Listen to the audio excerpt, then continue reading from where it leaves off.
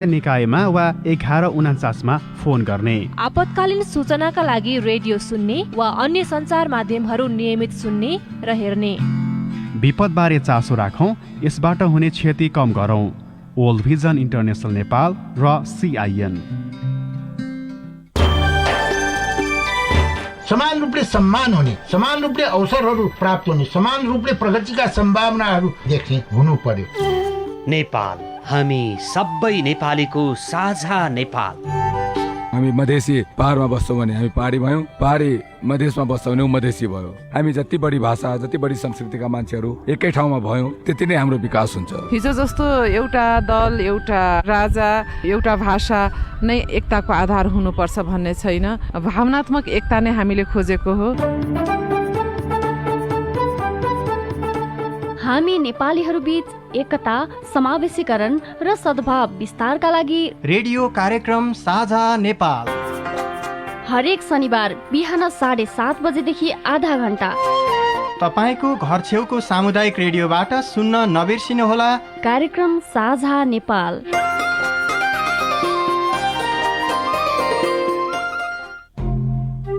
Covid बारे बालबालिकाको चासो अब हाम्रो पालो। कोभिड बारे जोडिएका थुप्रै बालबालिकाका प्रश्न र सरकारवालाको जवाब सहित हरेक आइतबार साँझ 7:30 बजेको साझा खबरमा प्रस्तुत हुँदैछ हाम्रो पालो। कोभिडपछि घरको बसाई, बाल मस्तिष्कमा पर्ने प्रभाव, बाल मनोविज्ञानका सवाल, कोभिडमा बाल सुरक्षा र कोभिड विरुद्धको खोप लगायत तपाईलाई लागेको विषयमा हाम्रो IVR नम्बर 015260 मा प्रश्न रेकर्ड गराउनुहोला। हामी हाम्रो पालो मार्फत देशभरिका सामुदायिक रेडियोमा प्रसारण गर्नेछौं। नेपाल सरकार स्वास्थ्य तथा जनसंख्या मन्त्रालय, राष्ट्रिय स्वास्थ्य शिक्षा सूचना तथा संचार केन्द्र, सेभ द चिल्ड्रेन र CIN को प्रस्तुति।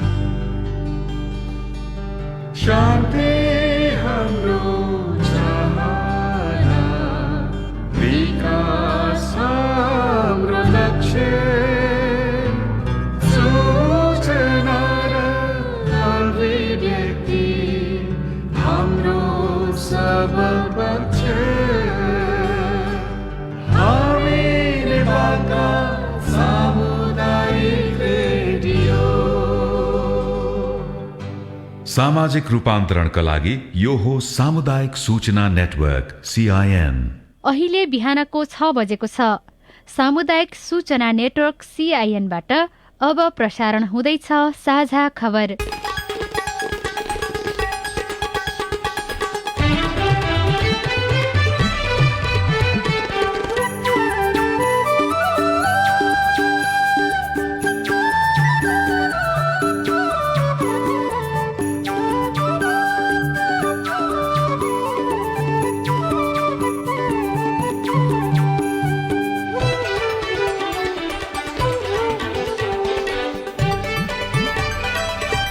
शुभ प्रभात। यो CIN को साझा खबर हो। स्नेहा कर्णसँगै लील प्रकाश चन्दको तपाईलाई स्वागत छ। सामुदायिक रेडियोबाट देशैभरि एकैसाथ प्रसारण भइरहेको साझा खबर CINखबर.com र मोबाइल एप CINबाट पनि सुन्न सकिन्छ। आज 2078 साल साउन 5 गते मंगलबार, जुलाई 20 तारिक सन् 2021, नेपाल सम्बत 1141 अषाढ शुक्ल पक्षको एकादशी तिथि। आज तुलसी रोप्ने दिन। साझा खबरमा प्रमुख खबरका शीर्षकहरू। कोरोनाका कारण सिकिस्त संक्रमितहरूको संख्या घटेन, खोप केन्द्र व्यवस्थित नहुँदा संक्रमणको जोखिम, 10 लाख खोप दिने भारतको आश्वासन। प्रदेश सरकारहरूको बजेट खर्च 69% मात्रै, लुम्बिनी प्रदेशको अवस्था सुधारोन्मुख, सिन्धुपाल्चोक र मनाङ संकटग्रस्त क्षेत्र घोषणा। पटक पटक बोलपत्र रद्द हुँदा मल अभावको चिन्ता, स्थानीय सरकार गठन भएको 4 वर्षपछि मात्रै स्वमूल्याङ्कन गरिँदै नेपालमा रोजगारी नभएपछि भारत पस्नेको लर्को। इराकमा बम विस्फोट हुँदा 35 जनाको मृत्यु, अफगानिस्तानमा तालिबानी कारवाही तीव्र, 4 दिनमा 950 जना मारिए। चीनले साइबर आक्रमण गरेको अमेरिका र बेलायतको आरोप। र नेपाली राष्ट्रिय महिला फुटबल टिमको प्रारम्भिक बन्द प्रशिक्षण सुरु, आयरल्याण्ड विरुद्धको पहिलो T20 क्रिकेटमा दक्षिण अफ्रिका 33 रनले विजयी।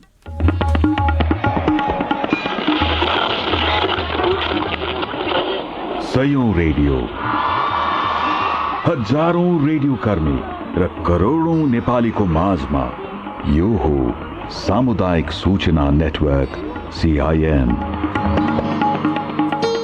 साझा खबरको सबैभन्दा सुरुमा कोरोनाका कारण सिकिस्त संक्रमित हुनेको संख्या नघटेको प्रसंग। नेपालमा पछिल्लो समय दैनिक संक्रमण थपिने दर बढ्दै गर्दा अस्पतालमा भर्ना हुने सिकिस्त बिरामीको संख्या पनि घटेको छैन। देशभरका अस्पतालमा सिकिस्त संक्रमित संख्या नघटेको तथ्याङ्कले देखाउँछ। स्वास्थ्य तथा जनसंख्या मन्त्रालयका अनुसार 25,837 सक्रिय संक्रमित मध्ये 564 जना आइसियू र 155 जना हाल भेन्टिलेटरमा उपचाररत रहेका छन्, जस अन्तर्गत प्रदेश 1 मा 44 जना भेन्टिलेटर र 104 जना आइसियूमा छन्। त्यस्तै प्रदेश 2 मा 500 आइसियू तथा बागमती प्रदेशमा 93 भेन्टिलेटर र 329 जना आइसियूमा उपचाररत रहेका छन्। गण्डकी प्रदेशमा 8 भेन्टिलेटर र 56 जना आइसियूमा रहेका छन्। लुम्बिनी प्रदेशमा पनि 7 जना भेन्टिलेटर र 49 जना आइसियूमा रहेका छन्। मन्त्रालयका अनुसार कर्णाली प्रदेशमा 1 जना भेन्टिलेटर, 15 जना आइसियू र सुदूरपश्चिम प्रदेशमा 2 जना भेन्टिलेटर र 6 जना आइसियूमा उपचाररत रहेका छन्। यसअघि आइतबार पनि 155 जना भेन्टिलेटर र 561 जना आइसियूमा उपचाररत रहेका थिए। सरकारले कोरोना विरुद्धको खोप लगाउने अभियानलाई तीव्रता दिएको छ। जोन्सन एन्ड जोन्सनको खोप हिजोदेखि सुरु गरिएको छ। खोप त जसरी पनि लगाउनै पर्यो भन्दै भिडभाड गर्नेहरूको पनि संख्या बढ्दै गएको छ। यसले खोप केन्द्रबाटै संक्रमणको जोखिम पनि बढाएको छ।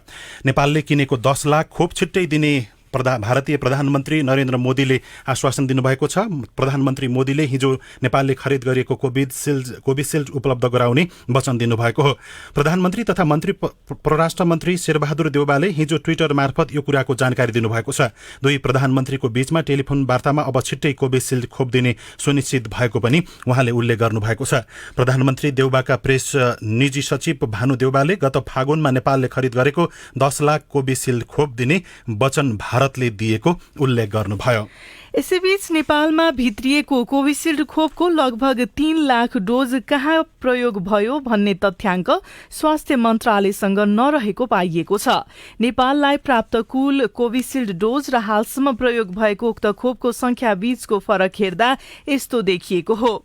मन्त्रालयका सम्बन्धित अधिकारीले जिल्ला जिल्लाबाट खोप प्रयोगको तथ्याङ्क नआउँदा समस्या भएको दावी गरे पनि यति ठूलो मात्रामा खोपको हिसाब किताब नहुँदा अनियमितताको आशंका उब्जेको छ। स्वास्थ्य मन्त्रालयको तथ्याङ्क अनुसार हालसम्म कोभिसिल्डको पहिलो डोज 18,28,484 जनाले लगाएका छन्। खोपको दुवै डोज लगाउनेको संख्या 4,60,734 रहेको छ। पहिलो र दुवै डोज लगाएकाको संख्या जोड्दा 22,89,218 डोज खोप प्रयोग भएको देखिन्छ। भारतीय सेनाले नेपाली सेनालाई उपलब्ध गराएको 1 लाख डोजको हिसाब किताब नगर्दा पनि नेपालले भारत सरकारबाट अनुदानमा 10 लाख, सेरम इन्स्टिच्युटसँग खरिद गरेको 10 लाख र कोभ्याक्स अन्तर्गत प्राप्त भएको 3,48,000 गरी कुल 23,48,000 कोभिसिल्ड खोप आएको थियो। भाइलका हिसाबले नेपालले कुल 2,34,800 भाइल खोप प्राप्त गरेको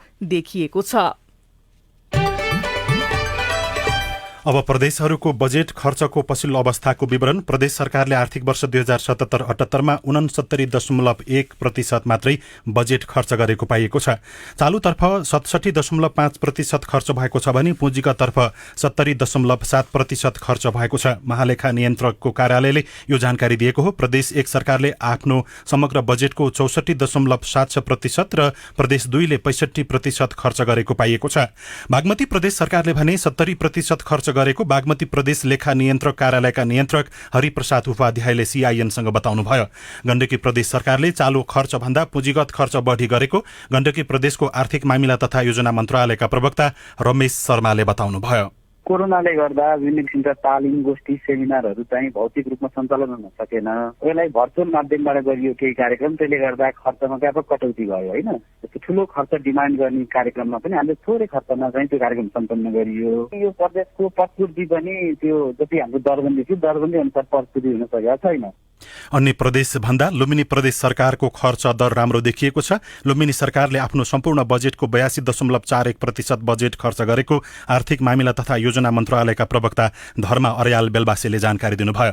कर्णाली प्रदेश सरकारले 63% खर्च गरेको छ भने सुदूरपश्चिम प्रदेश सरकारले 67.17% खर्च गरेको छ। अर्थविद चन्द्रमणि अधिकारीले भने प्रदेश सरकारहरूले बजेट खर्च बढाए पनि त्यो पर्याप्त नभएको बताउनुभयो। हिजोको भन्दा बढाउनु चाहिँ राम्रो हो, तर सन्तोष मान्नु पर्ने यसैलाई भयो सबै कुरा ठिक भयो भनेर भन्न सक्ने स्थिति होइन। यसो गर्दाखेरि संघीयता कार्यान्वयनको सन्दर्भमा प्रदेशले अझै आफूलाई सक्षम देखाउनलाई चाहिँ अहिलेको परिस्थितिमा केन्द्र सरकार सर भनेको 80% भन्दा माथि खर्च भइदिएको भए चाहिँ राम्रो गरे भनेर भन्न सकिन्छ। प्रदेश सरकारहरूको बजेट खर्च बढाउँदै गए पनि आर्थिक वर्षको अन्तिम महिनामा काम गर्ने र बजेट खर्च गर्ने प्रवृत्ति भने अझै पनि रोकिएको छैन।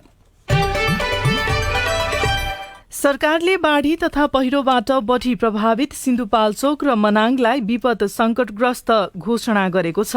मन्त्री परिषदको हिजो बसेको बैठकले विपद जोखिम न्यूनीकरण तथा व्यवस्थापन ऐन 2074 बमोजिम सिन्धुपाल्चोक र मनाङलाई संकटग्रस्त घोषणा गरेको हो। सरकारले संसदीय प्रक्रिया बिनै राजदूत नियुक्त गरिएको भन्दै 11 देशका राजदूतहरूलाई पनि खारेज गरेको छ। हिजो बसेको मन्त्री परिषदको बैठकपछि सरकारका प्रवक्ता एवं कानून न्याय तथा संसदीय मामिला मन्त्री ज्ञानेन्द्र बहादुर कार्कीले भन्नुभयो, खोप र अत्यावश्यक स्वास्थ्य सामग्री उपलब्ध गराउने छिमेकी लगायत सबै मित्र राष्ट्रहरूलाई नेपाल सरकारले हार्दिक धन्यवाद दिएको छ। अनुदानमा वा खरिदबाट थप खोप उपलब्ध गराउन खोप उत्पादक तथा अन्य मित्र राष्ट्रहरूलाई आह्वान गर्दछ। विपद जोखिम न्यूनीकरण तथा व्यवस्थापन ऐन 2074 बमोजिम सिन्धुपाल्चोक तथा मनाङ जिल्लालाई 2078 असोज मसान्तसम्म लागू हुने गरी विपद संकटग्रस्त क्षेत्र घोषणा गर्ने निर्णय गरेको छ। यस्तै सरकारले प्रशासन 2 र स्वास्थ्य सेवाका 1 गरी 3 जना सचिवलाई पनि बढुवा गरेको छ र भोलि बकरिदको अवसरमा सार्वजनिक बिदा दिने पनि निर्णय गरेको छ। सरकारले संकटग्रस्त क्षेत्र घोषणा र उद्धार तथा पुनस्थापनाको कामलाई तीव्रता दिएको बताए पनि पुनस्थापना पर्खँदैछन् बाढी पहिरो प्रभावितहरूले भने। माथिल्लो मनाङ फड्केको भरमा सञ्चालनमा आएको छ। चामेबाट माथिल्लो क्षेत्र पुग्ने 1.5 किलोमिटर बाटो बाढीले भत्काएको छ। कडा चट्टानी भिरमा नयाँ ट्र्याक खोल्ने काम अझै पनि सुरु गरिएको छैन। नरबहादुर रोकाएको पालमा बास भएको 7 वर्ष बित्यो। उहाँ भन्नुहुन्छ दुईटै खुट्टा छैनन्, कसरी पालिने होला। 2071 साउन अन्तिम साताको बाढी पहिरोले घरबार विहीन भएपछि पालमा ओत लागेर कष्टपूर्ण जीवन बिताउन बाध्य रोकाया एक्लो हुनुहुन्न। उहाँ जस्ता कैयौं बाढी प्रभावितहरू छन्। बाढीले 24 जनाको मृत्यु भयो, 91 जना बेपत्ता भए। उनीहरूलाई समेत सरकारले मृत घोषणा गरिसकेको छ। 970 परिवार विस्थापित भइसकेका छन्। यो सुर्खेतको खबर हो। 2500 को भने सिन्धुपाल्चोकमा बिचल्ली भएको छ। मेलम्ची नगरपालिकाका श्याम खड्काले आफूलाई थोरै मात्रै जग्गा राखे, धेरै जग्गा बाँडेर सिध्याउनु भयो। 2 सञ्चार माध्यम, प्रमुख राजनैतिक दल, कलाकार, नगरपालिका लगायत स्थानीयलाई आफ्नो नाममा रहेको जग्गा दिएर उहाँ दानवीर कहलिनुभयो। जग्गा बाँड्दै हिँड्ने खड्का अहिले आफै सुकुम्बासी भएर छिमेकीको गोठमा आश्रय लिइरहनु भएको छ। मेलम्ची बाढी अघि नै सिन्धुपाल्चोकमा बाढी पहिरोले 1700 परिवार विस्थापित भइसकेका थिए। पार्टीको निर्णय विपरीत प्रधानमन्त्री शेरबहादुर देउवालाई विश्वासको मत दिएको भन्दै नेकपा एमाले सांसदहरूलाई स्पष्टीकरण सोध्ने निर्णय गरेको छ। ललितपुर स्थित तुलसीलाल स्मृति प्रतिष्ठानमा हिजो बसेको 10औं केन्द्रीय कमिटी बैठकले देउवालाई विश्वासको मत दिने वरिष्ठ नेता माधव कुमार नेपाल सहित 22 सांसदलाई 24 घण्टे स्पष्टीकरण सोध्ने निर्णय गरेको प्रवक्ता प्रदीप गेवालीले जानकारी दिनुभयो।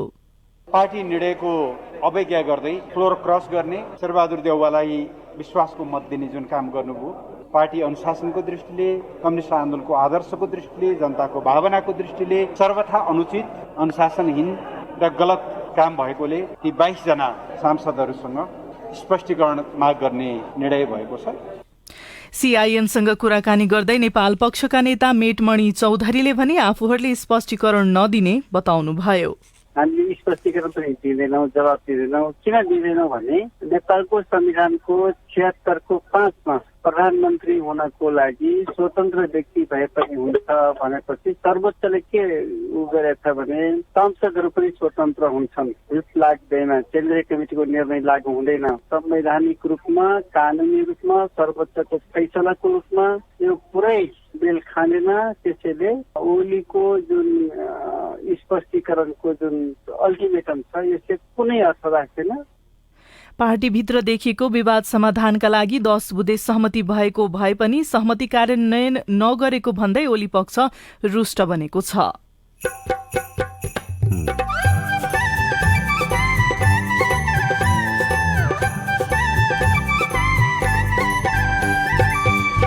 सामुदायिक सूचना नेटवर्क सीआईएन मार्फत देशभरि प्रसारण भइरहेको साझा खबरमा कोरोना महामारीका बीच पनि राजस्व संकलनमा 36% वृद्धि। राजस्व मध्ये हामीले 113% संकलन गर्न सकेका छौँ। यसपालिको टार्गेट अनुसार भन्दा 13% बढी राजस्व संकलन भएको छ। पटक पटक बोलपत्र रद्द हुँदा मल अभाव हुने चिन्ता। स्थानीय सरकार गठन भएको 4 वर्षपछि स्वमूल्याङ्कन गरिँदै इराकमा बम विस्फोट हुँदा 35 जनाको मृत्यु लगायतका खबर बाँकी नै छन्। सीआईएनको साझा खबर सुन्दै गर्नुहोला।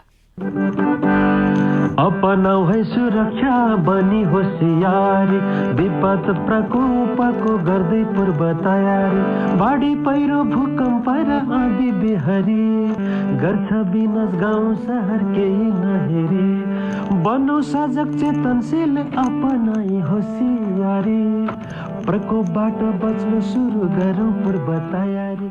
कोभिड-19 अर्थात कोरोना भाइरसको महामारी विरुद्ध लडिरहँदा बाढी, पहिरो, डुबान आदिले निम्त्याउने विपदको पूर्व तयारीमा स्थानीय सरकार र आम समुदाय जुट्नु पर्दछ। आफ्नो समुदायमा आउन सक्ने सबै प्रकारका विपदबाट मानवीय र भौतिक क्षति हुन नदिनका लागि स्थानीय तहसँग मिलेर सबै समुदाय तयारीमा बस्नु पर्दछ।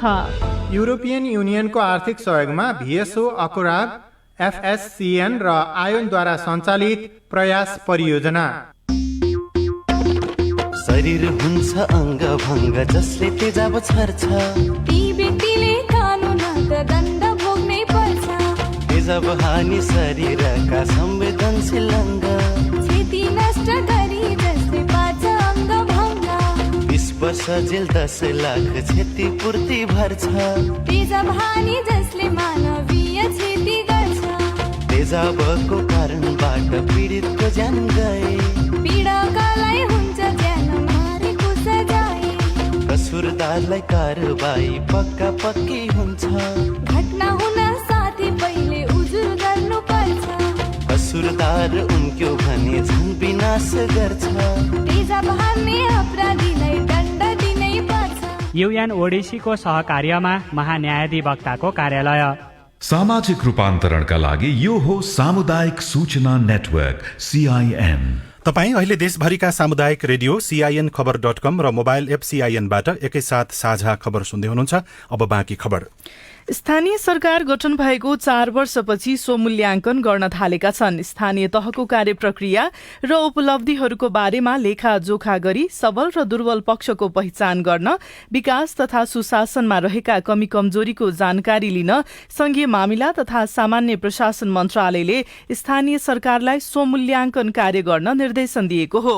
स्थानीय तहको क्षमता मूल्याङ्कनका लागि शासकीय प्रबन्ध, संगठन तथा प्रशासन, वार्षिक बजेट तथा योजना योजना व्यवस्थापन लगायतका 10वटा विषयगत शीर्षकमा 100वटा सूचक सहितको मूल्याङ्कन फारम भरी आवश्यक प्रमाणहरू पेश गर्ने गरी स्वमूल्याङ्कन प्रक्रिया विस्तार गरिएको मन्त्रालयका स्थानीय तह समन्वय शाखाका प्रमुख डिल्लीराम पन्थीले CIN-सँग बताउनुभयो। अहिलेसम्म 482वटा स्थानीय तहले आफ्नो प्रतिवेदन सार्वजनिक गरिसक्नु भएको छ र केही स्थानीय तहले 50 जति स्थानीय तहको काम बाँकी छ, अरू बाँकी चाहिँ प्रोसेसमा छ। यो प्रोसेस भनेको के हो भने मूल्याङ्कन गरिसकेपछि त्यो प्राप्त नतिजा त्यहाँको कार्यतालिकाको बैठकबाट सूचित गरेर मात्रै सार्वजनिक गर्नुहोस् भनेर हामीले कार्यक्रम उल्लेख गरेका छौँ। त्यो अनुसार ओरिएन्टेसन पनि गरेका हुनाले कतिपय स्थानीय तहको अरू कामको कारणले कार्यतालिकाको बैठक बस्न ढिलाइ भएको कारणले अपलोड हुन बाँकी छ। मन्त्रालयले स्वमूल्याङ्कनका लागि स्थानीय तह संस्थागत क्षमता स्वमूल्याङ्कन कार्यविधि 2077 समेत जारी गरिसकेको छ। अब आज काठमाडौँबाट प्रकाशित पत्र पत्रिकाहरूको खबर। कान्तिपुर दैनिकले 10 अर्ब सञ्चित घाटा र 47 अर्ब ऋण बोकेर उड्दै राष्ट्रिय ध्वजावाहक शीर्षकमा प्रमुख खबर छापेको छ। आर्थिक रूपमा जर्जर राष्ट्रिय ध्वजावाहक नेपाल वायुसेवा निगमको पुनरुत्थान कसरी गर्ने, संस्थानकै रूपमा सुधार गरेर अथवा कम्पनीका रूपमा पुनर्संरचना गरेर। व्यवस्थापन र कर्मचारी बीच मतभेदले अहिले निगम झन् ठूलो समस्यामा पुगेको छ। निजीकरण गरेर निगम मास्न खोजेको भन्दै आन्दोलित कर्मचारीको अवरोधले महाप्रबन्धक 10 दिनदेखि कार्यालयमा समेत जानु भएको छैन। 10 अर्ब सञ्चित घाटामा भएको निगम 47 अर्ब ऋण बोकेर उडिरहेको छ। कोभिड संक्रमणले थला परेको निगमले 6 महिना यता सावा ब्याजको किस्ता समेत तिर्न सकेको छैन। अर्को खबर मापदण्ड विपरीत दाहाललाई थप सुरक्षाकर्मी शीर्षकमा छ। सरकारले मापदण्ड विपरीत पूर्व प्रधानमन्त्री पुष्पकमल दाहालका लागि सुरक्षाकर्मी थपेको छ। शेरबहादुर देउबाको नेतृत्वमा गठबन्धन सरकार बने लगत्तै गृह मन्त्रालयले पटक्कै निर्णय गरी DSP को कमान्डमा दर्जन प्रहरी थपेको हो। अघिल्लो सरकारले अति विशिष्ट तथा विशिष्ट व्यक्तिको सुरक्षा सम्बन्धी मापदण्ड 2077 जारी गर्दै दाहालको सुरक्षामा रहेका 55 सुरक्षाकर्मी फिर्ता गरेको थियो। उहाँको सुरक्षामा नेपाल प्रहरीबाट DSP सहित 26 र सशस्त्रबाट इन्सपेक्टर सहित 47 जना सुरक्षाकर्मी खटिँदै आएकोमा 18 जनामा सीमित गरिएको थियो। पूर्व प्रधानमन्त्रीका लागि सशस्त्र प्रहरीबाट 16 र नेपाल प्रहरीबाट 2 जना खटाउने मापदण्ड रहेको छ। गोरखापत्र दैनिकको भित्री पृष्ठमा मलका बोलपत्र पटक पटक रद्द शीर्षकमा खबर लेखिएको छ। अन्तर्राष्ट्रिय बजारमा रासायनिक मलको मूल्य वृद्धि भएपछि मल खरिद गर्न आह्वान गरिएका बोलपत्र पटक पटक रद्द हुँदै आएका छन्। यसरी बोलपत्र रद्द हुन थालेपछि मलको अभाव हुने हो कि भनी कृषि सामग्री कम्पनी लिमिटेड चिन्तित बनेको छ। कम्पनीसँग लगभग साउनसम्म पुग्ने मल मौजदात छ। त्यसपछि किसानलाई कहाँबाट मल दिने चिन्ता एकातिर थपिएको छ भने अर्कोतिर मल खरिदका लागि गरिएको बोलपत्र 4 महिनादेखि रद्द हुँदै गइरहेको समस्या रहेको छ। नयाँ पत्रिका दैनिकमा एमालेमा अब वारपार शीर्षकमा प्रमुख खबर छापिएको छ भने अर्को खबर स्वास्थ्य मन्त्रालयका 4 सहसचिवलाई 1 वर्षदेखि न जिम्मेवारी न बस्ने कुर्सीमा यो शीर्षकमा लेखिएको छ। स्वास्थ्य मन्त्रालयमा राष्ट्रिय अन्तर्राष्ट्रिय गैर सरकारी संस्थाका कार्यालय नै राखिएका छन्। दर्जनौं कर्मचारीहरू पनि त्यहाँ छन्, तर आफ्नो 4 सहसचिवलाई भने मन्त्रालयले 1 वर्षदेखि न बस्ने ठाउँ दिएको छ न कुनै जिम्मेवारी। उनीहरू कार्यालय आउँछन् र हाजिर गरेर फर्किन्छन्। सहसचिवहरू नारायण ढकाल, रीता भण्डारी जोशी, सुनिल शर्मा र डाक्टर सुस्मिता भण्डारीलाई करिब 1 वर्षदेखि कामविहीन बनाइएको छ। महामारीका बेला स्वास्थ्य क्षेत्रमा जनशक्ति अभाव भएको भन्दै केन्द्रदेखि स्थानीय तहसम्मका सरकारहरूले करारमा कर्मचारी राखेका छन्, तर मन्त्रालयले 4 सहसचिव मात्रै होइन 10 तहभन्दा मुनिका अरू कर्मचारीलाई पनि काम नदिएको भनेर टिप्पणी गरिएको छ। अर्को खबर प्रहरीको साइबर सेलको नाममा समेत सेक्सुअल ह्यारेसमेन्ट 1 महिनामै 25 पीडितको जाहेरी शीर्षकमा लेखिएको छ। सम्भ्रान्त परिवारकी 15 वर्षीय आयुष्मा राणा परिवर्तित नाम विद्यालयको अनलाइन क्लासपछि सदा चाहिँ टिकटक भिडियोमा रमाइरहनु भएको थियो। मोबाइलमा अपरिचित वेब कलको घन्टी बज्यो, उहाँले त्यहाँबाट कुराकानी गर्नुभयो। अर्को पटक भने बजेपछि भने उहाँले उठाउनुभयो र पछिल्लो समयमा 1 महिनामै 25 पीडितको यस्तो जाहेरी प्रहरीसम्म पुग्ने गरेको छ। संवैधानिक नियुक्ति बदर गर्न सर्वोच्चमा तेस्रो निवेदन शीर्षकमा खबर लेखिएको छ। संवैधानिक आयोगमा 52 पदाधिकारीको नियुक्ति विरुद्ध रिट लिएर कानून व्यवसायी सर्वोच्च अदालत पुगेका छन्।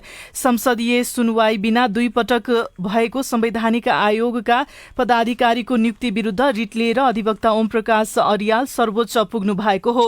उहाँको रिट दर्ता भने भइ नसकेको सर्वोच्च अदालतले जनाएको छ। संविधानले व्यवस्था गरेको प्रावधान विपरीत अध्यादेशका आधारमा बसेको संवैधानिक परिषदले गरेको नियुक्ति संविधान सम्मत अर्यालले रिटमा दावी गर्नु भएको छ।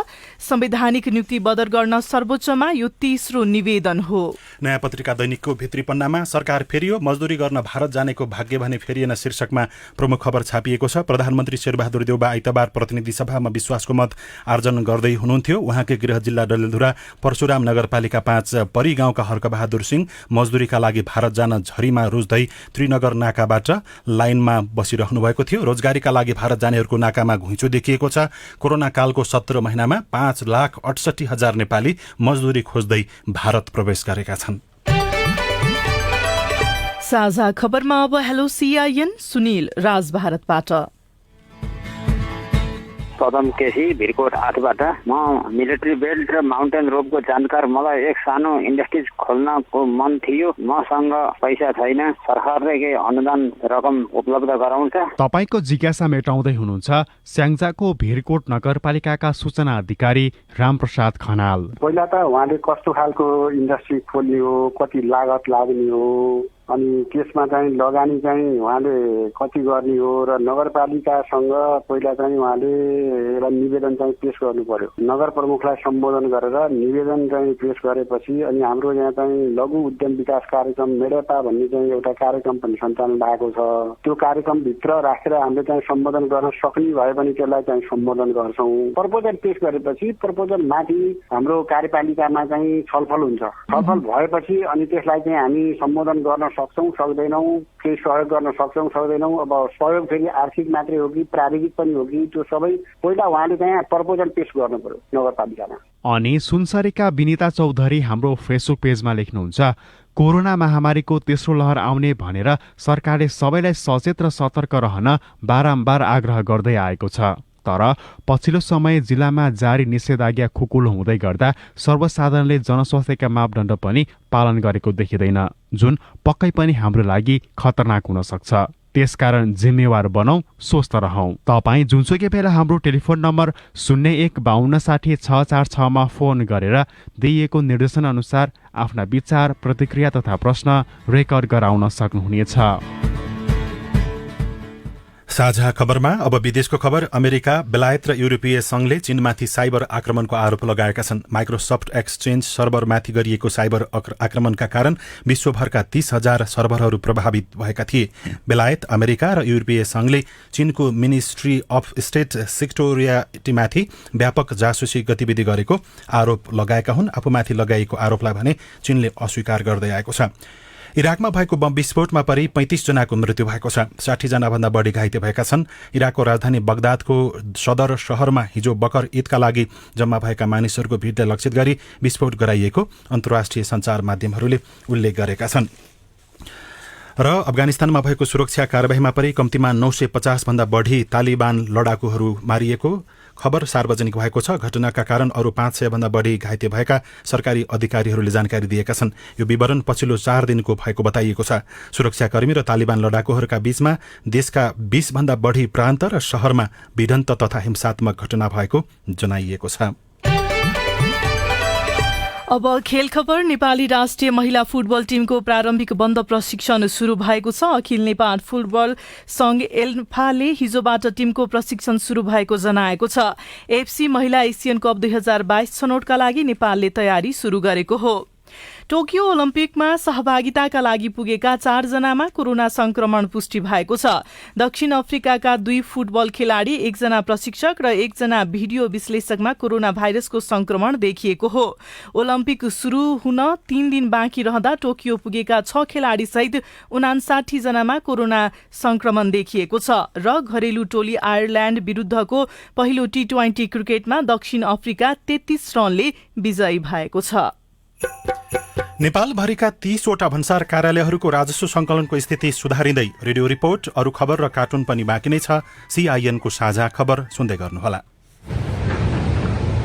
बाढी तथा डुबानको क्षति कम गर्न ध्यान दिनुपर्ने कुराहरू। जोखिममा रहेका स्थानका बासिन्दाहरूले अत्यावश्यक कागजात, भिज्न सक्ने सामग्री, खाद्यान्नहरू नडुब्ने र उच्च स्थानमा राख्ने। पानी बग्न अवरोध भएका स्थानमा नाली सफा गर्ने, सडक निर्माणका क्रममा भएका सम्भावित दुर्घटना निम्त्याउन सक्ने खाल्डाखुल्डीहरू पुर्ने वा संकेतको व्यवस्था गर्ने। बाढीको समयका लागि सुरक्षित पिउने पानीको उपलब्धता सुनिश्चित गर्ने। आपतकालीन अवस्थामा सम्पर्कका लागि अत्यावश्यक फोन नम्बर नम्बरहरू टिपिराख्ने, आफ्नो क्षेत्रको वर्षा एवं बाढी सम्बन्धी सूचना लिनका लागि निशुल्क नम्बर 1155 मा सम्पर्क गरी सूचना लिने। बाढी आइहालेमा सुरक्षित स्थान कुन बाटो भएर जाने, कसले के लिएर जाने लगायतका विषयमा घर परिवारका सबै सदस्यहरूबीच छलफल गरी तयारी गर्ने। यदि तत्काल सुरक्षित स्थानमा जान सक्ने अवस्था नभएमा तत्काल खोज तथा उद्धार कार्यदल वा सुरक्षा निकायमा वा 1149 मा फोन गर्ने। आपतकालीन सूचनाका लागि रेडियो सुन्ने वा अन्य सञ्चार माध्यमहरू नियमित सुन्ने र हेर्ने। विपदबारे चासो राखौं, यसबाट हुने क्षति कम गरौं। वर्ल्ड भिजन इन्टरनेशनल नेपाल र CIN। सामाजिक रूपान्तरणका लागि यो हो सामुदायिक सूचना नेटवर्क CIN। साझा खबरमा अब भन्सार कार्यालयको राजस्वको अवस्था। कोभिडका कारण नेपाली अर्थतन्त्र, व्यापार, व्यवसायमा नकारात्मक प्रभाव परे पनि राजस्व संकलन भने सरकारको लक्ष्य भन्दा बढ़ी उपलब्धि हासिल भएको छ। गत वर्ष 64% राजस्व संकलन भएकोमा यो वर्ष त्यसमा 36% वृद्धि भएको छ। आर्थिक वर्ष 2076-77 मा 85.97% राजस्व संकलन गरेको वीरगञ्ज भन्सार नाकाले 2077-78 मा भने 13.67% ले बढ़ी राजस्व संकलन गर्यो। नाकाका सूचना अधिकारी सुमित गुप्ता। मार्केट अलिकति स्ट्याग्नेन्ट भयो, त्यही पनि यतिसम्म पुग्नु भनेको सफल नै भन्नुपर्छ। नेपालगञ्ज भन्सार कार्यालयले गत वर्ष लक्ष्यको 76.24% राजस्व संकलन गरेकोमा आर्थिक वर्ष 77-78 मा भने लक्ष्य भन्दा 16% ले बढ़ी अर्थात 20 अर्ब 77 करोड़ राजस्व उठाएको छ। भैरवा भन्सार कार्यालयले पनि लक्ष्य भन्दा 13% ले बढ़ी राजस्व संकलन गरेको सूचना अधिकारी तीर्थराज पासवान बताउनुहुन्छ। हामीलाई आर्थिक वर्ष 77-78 मा भन्सार विभागले तोकेको 79 अर्ब राजस्व मध्ये हामीले 113% संकलन गर्न सकेको छौं। यसपालिको टार्गेट अनुसार भन्दा 13% बढ़ी राजस्व संकलन भएको छ। महोत्तरीको जलेश्वर स्थित भिठामोडको मुख्य भन्सार कार्यालयले पनि लक्ष्य भन्दा 200% बढ़ी राजस्व संकलन गरेको छ। आर्थिक वर्ष 2077-78 मा 59 करोड़ 65 लाख भन्दा धेरै रकम उठाउने लक्ष्य लिएकोमा 1 अर्ब 65 करोड़ भन्दा धेरै उठेको छ। रसुवागढ़ी नाकाले भने लक्ष्य अनुसार राजस्व संकलन गर्न नसकेको बताउँदै सूचना अधिकारी नरेन्द्र प्रसाद चौधरी। सालको लक्ष्य त हाम्रो 28.9% मात्रै भएको हाम्रो लक्ष्यको गत वर्षको तुलनामा कमी हो। कतिपय भन्सार कार्यालयहरूमा भने कोरोना महामारी नियन्त्रणका लागि लगाइएको बन्दाबन्दी र निषेधाज्ञाको आदेशले समस्या देखिएको छ। विराटनगर भन्सार कार्यालयका सूचना अधिकारी सन्तोष यादव। 40 अर्ब 81 करोड़ उठेको छ हैन। यो चाहिँ हाम्रो लक्ष्यको चाहिँ 88% अब हुन आउँछ। त्यही कोभिडकै कुराहरू भयो हैन। अब चाहिँ जुन अब आयात निर्यातमा चाहिँ बढी चाहिँ गाँसो तिर्नेहरू, फलामहरू, कपडाहरू यी आइटमहरू चाहिँ अब कम आयो। भन्सार विभागका अनुसार आर्थिक वर्ष 2076-77 को तुलनामा गएको आर्थिक वर्षमा नेपालको राजस्व संकलन 36% ले बढ़ेको छ। यो वर्ष लक्ष्य भन्दा 1% ले बढ़ी राजस्व संकलन भयो। राजस्व संकलन बढ़नुको कारण बारे बताउँदै भन्सार विभागका सूचना अधिकारी शिशिर घिमिरे। कोरोनाले त्यस्तो धेरै ठप्प गरिएन। अब व्यवसायहरू चालू रहे, अरू अब यातायात र मान्छेको आवागमन रोकियो, तर माल वस्तुको आवागमन चाहिँ रोकिएन। विभागका अनुसार नेपालमा हाल सक्रिय 30 वटा भन्सार कार्यालयहरू छन्। प्रायजसो कार्यालयहरूले गत आर्थिक वर्ष 2077-78 मा दिएको राजस्व संकलनको लक्ष्य पूरा गरेको विभागले जनाएको छ। सुशीला श्रेष्ठ, CIN, काठमाडौँ। हामी साझा खबरको अन्त्यमा आइपुगेका छौं। सामुदायिक रेडियो प्रसारक संघद्वारा सञ्चालित CIN को बिहान 6 बजेको साझा खबर सक्नु अघि तपाईको स्वस्थ जीवनशैलीसँग जोडिएको एउटा सन्देश नशा च्यापिएको कसरी थाहा पाउने। घाँटीमा च्यापेछ भने तपाईको हातमा झमझमाउँछ, ढाडमा च्यापेछ भने खुट्टामा झमझमाउँछ। यति बेला हामीले अब के गर्नु पर्यो भन्दाखेरि ढाडमा नशा च्यापियो भने पटुकी बान्नु पर्यो, अनि त्यसपछि ढाडमा लगाउने बेल्टहरू पाइन्छन्, ती बेल्टहरू लगाएर काम गर्नु पर्यो। धेरै हिँड्नु हुँदैन। काम पनि कस्तो गर्नु पर्यो भन्दाखेरि धेरै निउरिने कामहरू गर्नु भएन, अनि निउरेर बोक्ने गरुङको सामानहरू उचाल्ने कामहरू गर्नु भएन। सुत्दाखेरि तपाईले अब सारो ओछ्यानमा सुत्नु पर्यो। सकेसम्म अब भुइँमा सुत्दा नि राम्रो हुन्छ। त्यसपछि गएर यसका एकदम विशेष किसिमका एक्सरसाइजहरू हुन्छन्, त्यो एक्सरसाइजहरू चाहिँ सिकेरै मात्र गर्दा राम्रो हुन्छ। ढाडको नशा च्यापिने पनि थरीका हुन्छन्। कसैको ढाडको हड्डी नै अगाडि सरेको हुन्छ, फेरि आफैले बडी बाठो भएर गरियो भने झन् बिग्रिन सक्छ। त्यस कारणले गर्दाखेरि यो चाहिँ एकचोटि सिक्ने अनि बरु घरमै गएर गर्दाखेरि राम्रो हुन्छ। फिजियोथेरापिस्ट महेश भण्डारीसँगको कुराकानीमा आधारित यो सन्देशसँगै साझा खबरमा मुख्य खबर फेरि एकपटक।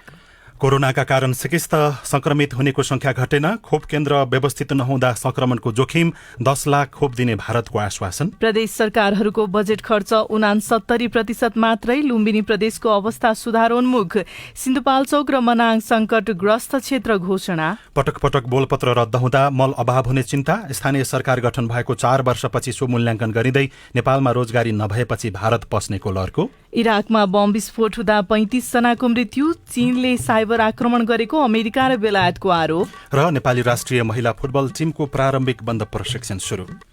साझा खबरको अन्त्यमा कार्टुन हामीले राजधानी दैनिकमा कुरै शीर्षकमा उत्तम नेपालले बनाउनु भएको कार्टुनलाई लिएका छौं। यहाँ व्यङ्ग्य गर्न खोजिएको छ नेकपा एमालेका नेता वामदेव गौतमले तत्कालीन द्वन्द्वको अवस्थामा पनि शान्ति वार्ताको लागि पहल गर्नुभएको थियो। पछिल्लो समयमा पार्टीभित्रै विवाद देखिएको छ। यहाँ प्रधानमन्त्री तथा पूर्व प्रधानमन्त्री तथा एमाले अध्यक्ष जस्ता देखिने केपी ओली जस्ता देखिने व्यक्ति कुर्सीमा बसिराखेका छन्। नजिकै अर्को एकजना व्यक्तिले केही सिकाइराखेको, केही भनिराखेको जस्तो देखिएको छ। तल चाहिँ यस्तो लेखिएको छ, त्यत्रो युद्ध त भइसक्यो, शान्ति वार्ताकै प्रस्ताव गरौँ न वामदेव कामरेडहरूलाई, आइहाल्छन् कि? हवस् त, प्राविधिक साथी सुनिल राज भारतलाई धन्यवाद। अहिलेलाई लील प्रकाश चन्द र स्नेहा कर्ण विदा भयौं। तपाईँको आजको दिन शुभ होस्। नमस्कार। यसपछि देशभरिका सामुदायिक रेडियोबाट कार्यक्रम साझा आवाज प्रसारण हुनेछ, सुन्ने प्रयास गर्नुहोला।